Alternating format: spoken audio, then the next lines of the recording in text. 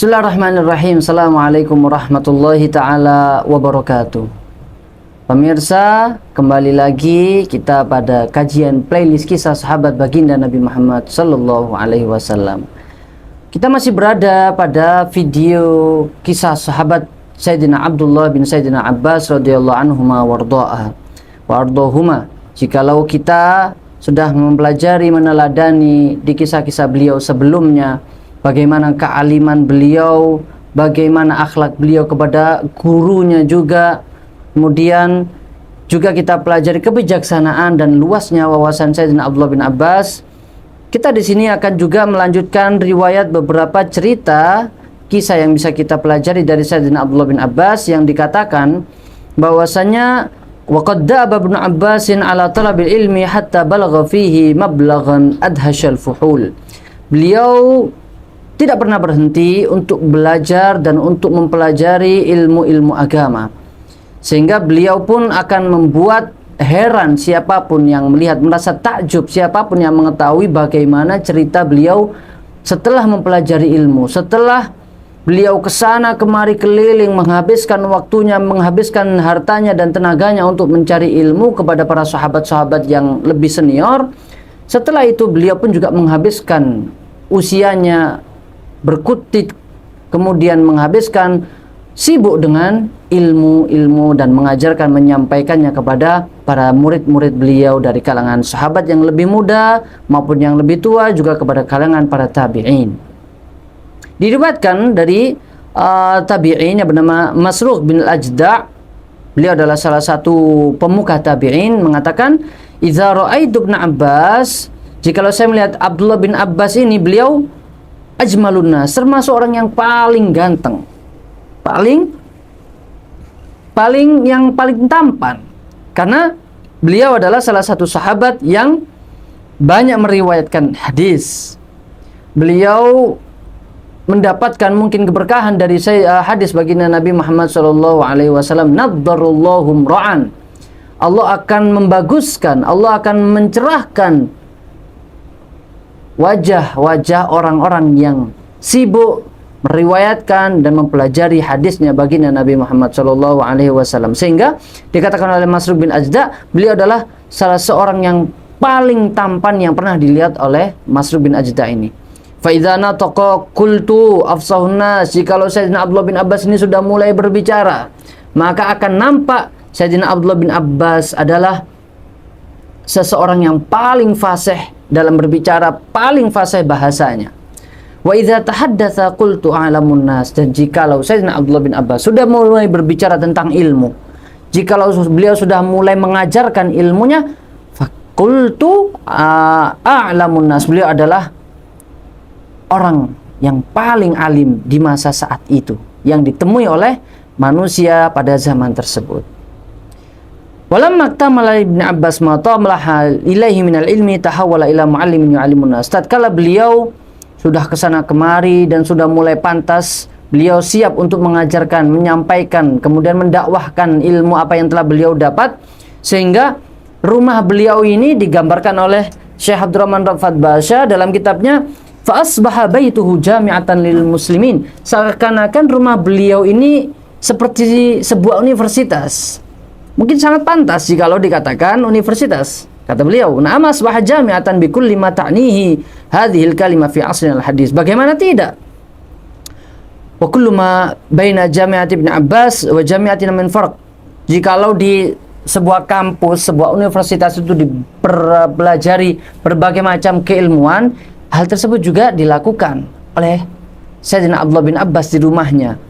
Sehingga disebutkan yang diriwayatkan oleh salah satu murid beliau, yang mana jikalau universitas itu untuk pengajarnya membutuhkan puluhan atau bahkan ratusan dalam sebuah universitas besar untuk mengajarkan sebuah fan keilmuan, tapi hal tersebut yang diajarkan di rumah Sayyidina Abdullah bin Abbas semuanya bersumber dan langsung diajarkan oleh beliau Sayyidina Abdullah bin Abbas seorang. Maka suatu saat diriwayatkan oleh salah satu murid beliau, laqad ra'aitu min Ibnu Abbas majlisan law anna jami'a Quraisy iftakharat bihi lakana mafkhara. Saya melihat Apa yang dilakukan oleh Sayyidina Abdullah bin Abbas ini, rumahnya selalu penuh, setiap hari selalu penuh oleh ratusan, bahkan rumahnya beliau ini tidak cukup, tidak terhitung berapa banyak orang yang setiap harinya mendatangi rumah Sayyidina Abdullah bin Abbas. Pernah di awal mula suatu saat, murid beliau ini ketika hendak belajar kepada Sayyidina Abdullah bin Abbas, laqad ijtama'u fi turqil mu'addiyah. Jalan menuju rumah Sayyidina Abdullah bin Abbas ini penuh dengan gerombolan orang yang sangat penuh. Sudah berdesak-desakan. Jalannya ini sudah tidak normal, tertutup oleh semua orang. Hatta dhaqat bihim wasadduha fi wujuhin nas. Sampai ini wajahnya orang-orang ini enggak kelihatan satu sama lain saking ramenya. Semuanya berbondong-bondong datang menuju rumahnya Sayyidina Abdullah bin Abbas, dan mereka menunggu depan rumah Abdullah bin Abbas. Mereka menunggu dan tidak mengetuk pintu rumah beliau. Seperti yang dilakukan oleh beliau, maka beliau pun juga mendapatkan hal tersebut dari murid-muridnya. Dulu tatkala Sayyidina Abdullah bin Abbas masih belajar. Sehingga murid ini yang sudah dekat dengan Sayyidina Abdullah bin Abbas, beliau masuk ke dalam rumah dan mendapati gurunya dan menyampaikan apa yang didapati di depan rumahnya. Wa akhbartu bihtisyadin nasi ala babih. Beliau mengabarkan, wahai Sayyidina Abdullah bin Abbas, wahai guruku, di depan rumahmu ini, di rumah engkau ini sangat banyak orang-orang yang sudah berkumpul menunggu engkau, wahai guruku. Do'li wadu'an, tolong ambilkan aku air wudu. Kemudian beliau wudu, ukhruj, dan mengatakan ukhruj wa kullahum, katakan kepada mereka, man kana yuridu an yas'ala 'anil Qur'an wa hurufihi falyadkhul. Katakan kepada mereka, siapa yang ingin belajar tentang Al-Quran dan huruf-huruf Al-Quran dan bagaimana cara membaca Al-Quran, maka mereka yang ingin mempelajari ilmu ini suruh masuk. Kemudian masuklah gerombolan pertama yang ingin mempelajari Al-Quran, huruf-huruf Al-Quran, dan juga cara membaca Al-Quran yang baik dan benar, yang sangat tepat. Setelah selesai, kemudian Sayyidina Abdullah bin Abbas mengajarkan kepada mereka seperti apa yang mereka tanyakan, bahkan jauh lebih banyak apa yang mereka inginkan, sehingga mereka pun faham dan keluarlah mereka. Pelajaran pertama selesai, kemudian beliau berkata kepada muridnya, katakan kepada mereka yang di luar, man arada an yas'al an tafsiril Qur'an wa ta'wilah, an tafsiril Qur'an wa ta'wilihi falyadkhul. Katakan kepada mereka yang mau belajar tentang tafsir Al-Quran, tentang makna Al-Quran, sekarang waktunya untuk mereka masuk. Masuklah gerombolan orang-orang yang kedua yang ingin mempelajari tafsir dan takwil Al-Quran. Setelah itu Sayyidina Abdullah bin Abbas menjawab pertanyaan mereka, semua pertanyaan mereka, dan mengajarkan lebih dari itu dan memberikan lebih banyak dari apa yang mereka minta, dan keluarlah mereka setelah merasa puas. Kemudian, wahai muridku, keluarlah lagi, katakan kepada mereka, man arada an yas'ala 'anil halali wal haram wal fiqhi falyadkhul. Sekarang giliran mereka yang ingin belajar tentang halal, belajar tentang sesuatu yang haram, tentang pertanyaan fikih, belajar tentang fikih, giliran mereka masuk. Kemudian masuk mereka rombongan ini terus berdatangan, tidak henti-hentinya, tidak ada henti-hentinya. Kemudian mereka belajar kepada Sayyidina Abdullah bin Abbas. Mereka bertanya dan dijawab pertanyaan tersebut. Tidak satu pun mereka bertanya kecuali mendapatkan jawaban dari Sayyidina Abdullah bin Abbas, dan bahkan melebihi apa yang mereka tanya. Kemudian sehingga mereka pun keluar, tolong yang di luar kasih jalan, afsihut thariq li ikhwanikum. Kemudian mereka keluar dan di luar masih banyak yang menunggu. Sayyidina Abdullah bin Abbas kemudian mengatakan, qul lahum man arada an yas'al 'anil faraid. Sekarang giliran mereka yang ingin belajar faraid, ingin belajar tentang masalah warisan, tentang ilmu faraid dan apapun yang berkaitan dengannya, giliran mereka untuk masuk. Banyak kemudian masuk mereka semuanya. Kemudian mereka apa yang mereka tanyakan mendapatkan jawaban bahkan lebih dari Sayyidina Abdullah bin Abbas. Setelah mereka selesai, di luar masih banyak rombongan yang menunggu. Tolong bukakan jalan untuk mereka keluar. Kemudian masuk lagi. Sekarang giliran man arada an yas'ala 'anil arabiyyah wasy-syi'r wa ghribi kalamil arab falyadkhul. Mereka ingin belajar tentang sastra Arab. Mereka ingin belajar tentang balaghah, tentang syair, tentang apapun yang bahasa yang asing dalam bahasa Arab, giliran mereka untuk masuk. Terus mereka berdatangan, tiada hentinya pada saat yang pertama kali itu, sehingga rumahnya pun setiap sesi, setiap pelajaran selalu penuh, bahkan sampai keluar, meluber-luber keluar. Sampai habislah saat hari itu waktunya untuk pelajaran sampai malam. Setelah itu baru wakanna Sayyidina Abbas, wa kana Ibnu Abbas radhiyallahu anhu ra'a an yuzi al-uluma ala ayyami hatta la yahdutsa ala babihi mislu dzalika ziham. Sehingga ketika pertama kali seperti itu, beliau pun akhirnya membagi dalam satu minggu, fasara yajlisu fil usbu yauman la yuzkaru fi ila tafsir. Sehingga beliau dalam setiap hari, dalam satu minggunya, rumahnya beliau ini tidak pernah sepi, tidak pernah libur dari mereka yang ingin belajar dan ingin menyantri, ingin menimba ilmu kepada Sayyidina Abdullah bin Abbas. Satu hari untuk tafsir, satu hari untuk fikih, satu hari untuk riwayat sejarah Rasulullah, peperangan Rasulullah, satu hari untuk syair, satu hari untuk bahasa Arab, satu hari untuk ilmu ini. Sehingga setiap harinya ada fase dan takhusus, pengkhususan ilmu setiap fannya dalam setiap harinya, sehingga tidak terjadi penumpukan seperti yang saat pertama tersebut. Setiap harinya tidak pernah sepi dari mereka yang belajar kepada Sayyidina Abdullah bin Abbas radhiyallahu anhuma wa ardahuma. Kemudian Sayyidina Abdullah bin Abbas juga beliau sering mengingatkan, beliau qama bitazkir wal mau'izah.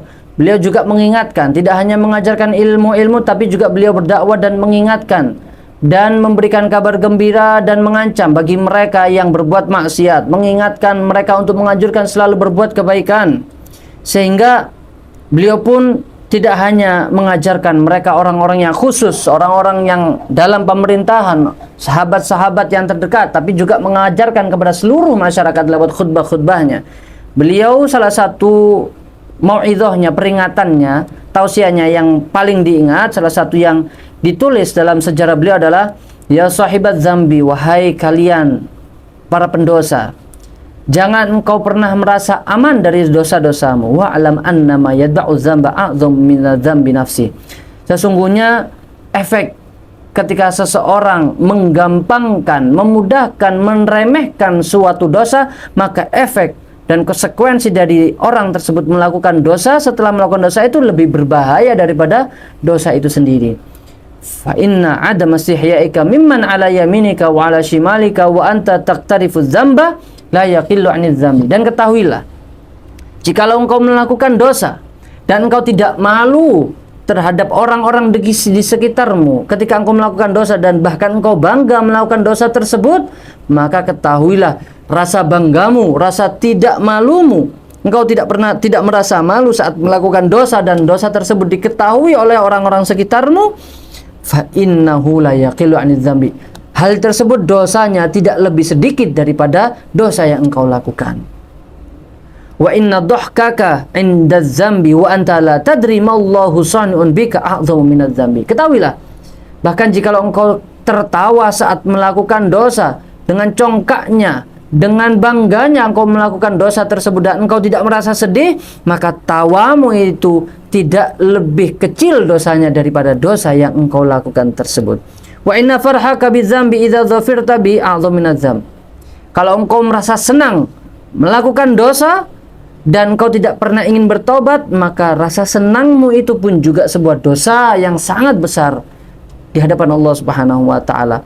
Wa inna huznaka 'ala dzambi idza fataka a'dhamu minadz dzambi. Atau bahkan mungkin engkau merasa sedih karena tidak sempat melakukan sebuah dosa, maka rasa penyesalanmu karena tidak melakukan dosa itu adalah sebuah dosa tersendiri yang sangat besar di hadapan Allah Subhanahu wa taala.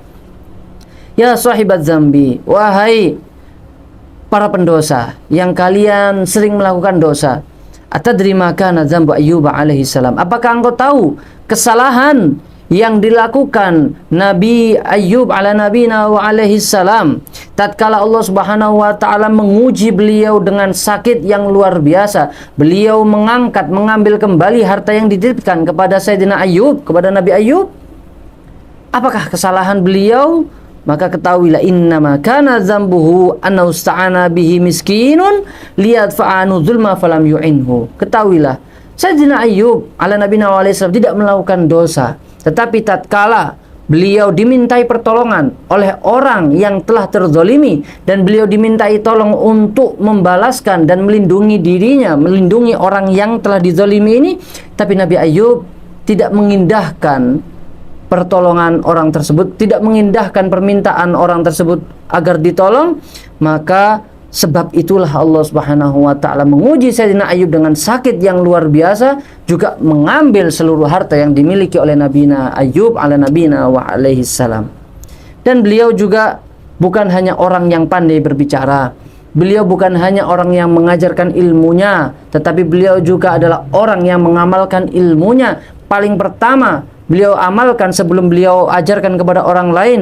Beliau juga dikenal dengan sawaman qawaman. Beliau adalah orang yang setiap harinya digunakan untuk berpuasa dan malamnya dihabiskan untuk qiyamul lail, bermunajat kepada Allah Subhanahu wa taala.